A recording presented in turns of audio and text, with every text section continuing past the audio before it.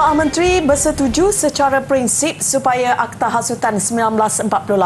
Akta 15 disemak dengan sewajarnya bagi memastikan perundangan itu digunakan hanya untuk melindungi institusi raja-raja daripada sebarang provokasi. Menteri di Jabatan Perdana Menteri Undang-Undang dan Reformasi Institusi Datuk Seri Azalina Osman Said berkata beliau membentangkan kepada jemaah menteri hasil dialog perundangan 3R dalam menangani isu provokasi yang melibatkan 3R iaitu agama, bangsa dan institusi raja-raja.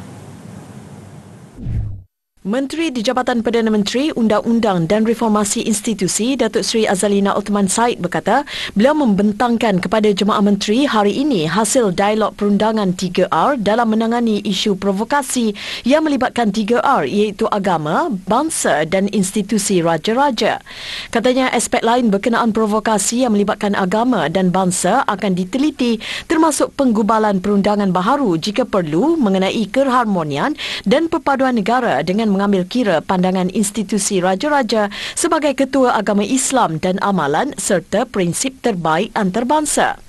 Ujarnya bahagian hal ehwal undang-undang Jabatan Perdana Menteri akan mengambil langkah sewajarnya dalam menyemak secara terperinci Akta 15 dan memastikan cadangan pindaan yang bakal dicadangkan adalah benar-benar bertujuan untuk melindungi institusi raja-raja secara holistik. Dialog perundangan 3R diadakan pada Jumaat lalu yang dihadiri Wakil Kementerian dan Jabatan Persekutuan termasuk Kementerian Perpaduan Negara, Badan-Badan Peguam, Pertubuhan Masyarakat Madani, Pertubuhan Bukan Kerajaan dan ahli-ahli akademik.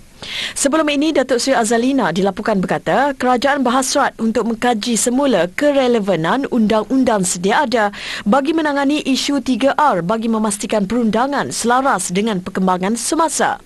Hasrat itu turut mengambil kira peningkatan jumlah kes provokasi isu agama, bangsa dan institusi raja-raja baru-baru ini. Jelasnya, walaupun terdapat undang-undang sedia ada bagi menangani isu tersebut termasuk Akta Hasutan 1948, Akta Mesin Cetak dan Penerbitan 1984, kurungan Akta 301, Akta Komunikasi dan Multimedia 1998, kurungan Akta 588, Akta Kesalahan Pilihan Raya 1954, kurungan Akta 5 dan Kanun Kesiasaan, kurungan Akta 574, namun ia harus diambil kira antara undang-undang itu ada yang telah digubal 7 dekad lalu.